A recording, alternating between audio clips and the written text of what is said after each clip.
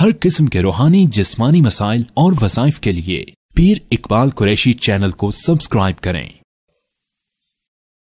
نحمده ونصلي ونسلم على رسوله الكريم اما بعد فاعوذ باللہ من الشیطان الرجیم بسم اللہ الرحمن الرحیم۔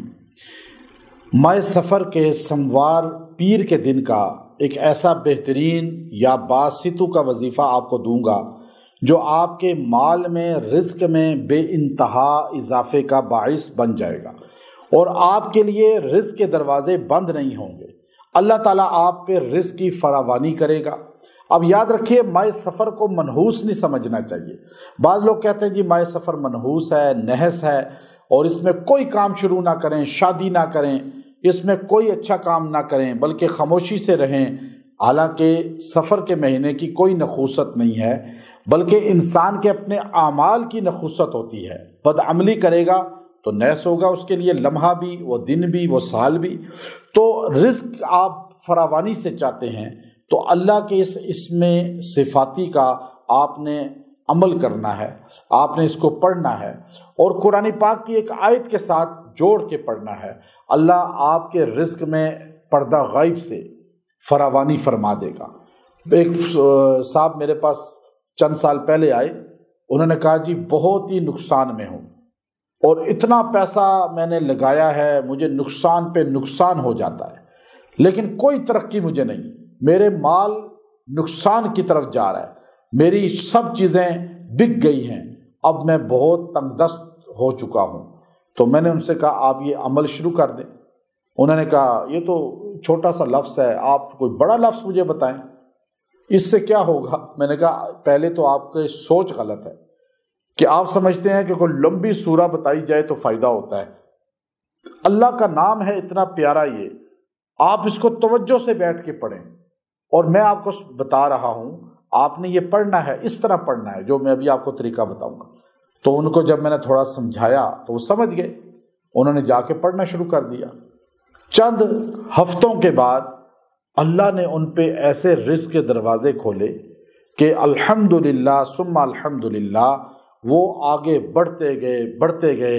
آج کم سے کم 3-4 کنٹریز میں ان کا بزنس ہے اور بڑے عروج پر ہے، اور وہ ہر ایک کو بتاتے ہیں کہ الحمدللہ اللہ نے مجھے ان وظائف کی برکت سے، اور میرا بتاتے ہیں، میں نے کہا نہیں، ان اجریہ الا علی اللہ، میں نے کبھی مخلوق سے صلہ نہیں مانگا، اور میں آپ کو بھی وظائف بتا رہا ہوں، اور الحمدللہ صرف قرآن سے جوڑنا میری لالچ ہے کہ میں اللہ کے بندوں کو، اللہ کی مخلوق کو قرآن سے جوڑ دوں، اور یہی ہماری نیت ہے۔ اب لوگ بڑی پریشانی میں ہمیں آپ کے وظائف ملتے نہیں، ہم بڑا انتظار کرتے ہیں، مجھے واٹس ایپ کرتے ہیں جی ہمیں لنک بھیج دیں، ہمیں اپنا وظیفہ بھیج دیں۔